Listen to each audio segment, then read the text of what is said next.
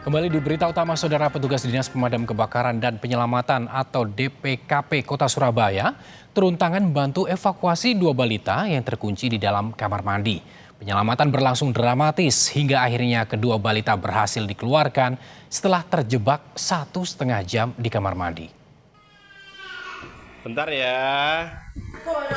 Bentar ya. Bentar ya. Bentar.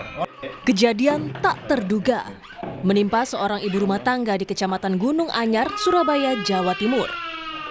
Dua anak balitanya yang berusia 3 dan 2 tahun terjebak di dalam kamar mandi. Insiden bermula saat kedua balita sedang mandi, namun tiba-tiba sang kakak tidak sengaja mengunci pintu dari dalam. Keduanya terjebak di dalam kamar mandi selama 1,5 jam.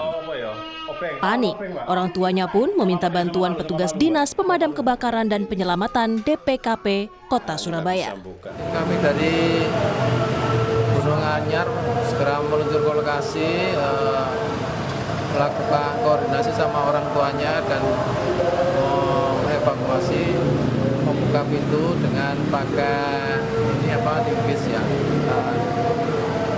Evakuasi, alhamdulillah bisa terevakuasi dengan baik tanpa merusak pintu kamar mandi tersebut.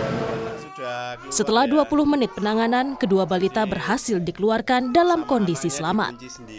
Petugas mengimbau para orang tua lebih waspada dan selalu mengawasi aktivitas anak.